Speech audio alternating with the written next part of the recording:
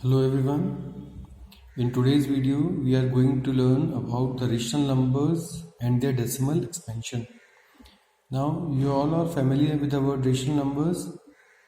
I define it once again. We know that the numbers that can be expressed in the form of p by q, where p and q are integers and q is not equal to 0, are known as rational numbers. Now in class 9th also we have learned about the decimal expansion of the rational numbers and irrational numbers. So the decimal expansion of the rational numbers are what? They are either terminating or non-terminating repeating. That means if they are non-terminating, that means it must be repeating. We'll take some examples. Now consider this rational number 2 by 3. 2 by 3 is a rational number because it is expressed in the form of p by q, and this q is not equal to 0. So when you divide 2 by 3, we get 0.666 and so on, 0.666 and so on. That means 6 is repeating here. So we can say this is non-terminating but repeating decimal. Similarly, if we take 15 by 80, now remember this, always convert the rational number into the simplest form first. So the simplest form of 15 by 80 is you cancel out with 5, 5 3s are 15, 5 16s are 80. So when you divide this 3 by 16, we get 0.188. The decimal terminates here, so this is a terminating decimal. Again, the 77 upon 210, again convert into simplest form first, it becomes 11 by 30. If you cancel out with 7, 7 11s are and 7 30s are. So when we divide this, we get 0.366 and goes on. The representation, the decimal representation is not completed here. So we get 0.36 bar. So this is non-terminating repeating. Similarly, if we divide 92 by 25, we get 3.68, that is terminating. Now in all the examples, we observe that some of the decimal expansions are terminating and some are non-terminating. We take one more example. Suppose 57 by 400. Take 57 by 400. Now again 57 by 400 is 0.01425. Again this is terminating. Now the question is, in all the examples we observe that some of the decimal expansions are terminating and some are non-terminating but repeating.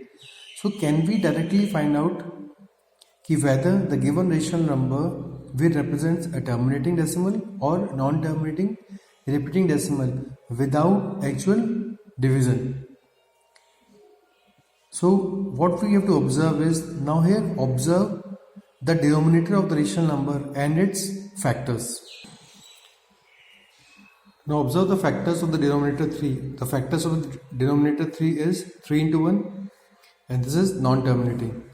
Again, the factors of 16. 16 can be expressed as 2 into 2 into 2 into 2, that is 2 to the power 4. So this is a terminating decimal. Similarly in 30, the factors of 30 is 2 into 3 into 5. So again this is non-terminating. 25 can be written as 5 into 5. So this is terminating.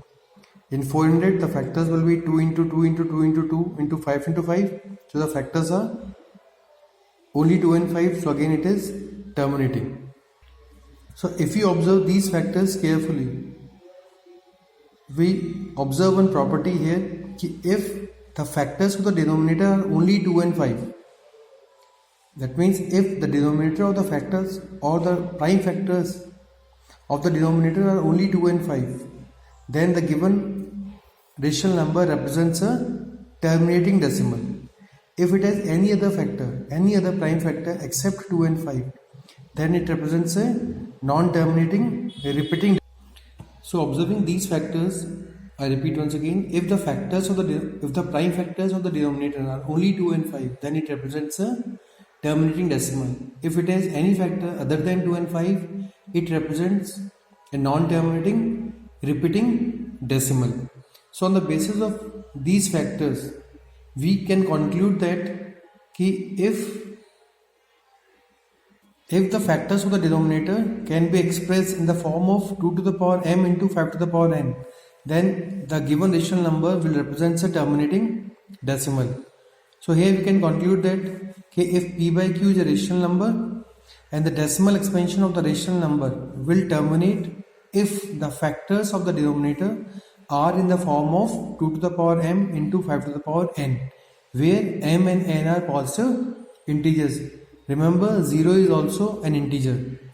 So again, we take some more examples. Now here 27 upon 200 is a terminating decimal. So observe the factors of this 200. 200 can be written as 2 into 2 into 2 into 5 into 5. So this can be written as 2 to the power 3 into 5 to the power 2. So it is a terminating decimal.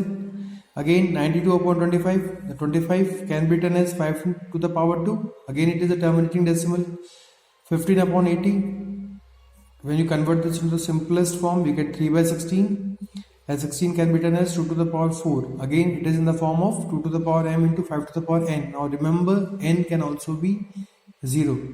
So we conclude that if the factors of the denominator are in the form of 2 to the power m into 5 to the power n, where m and n are positive integers, the given rational number will represent a terminating decimal expansion.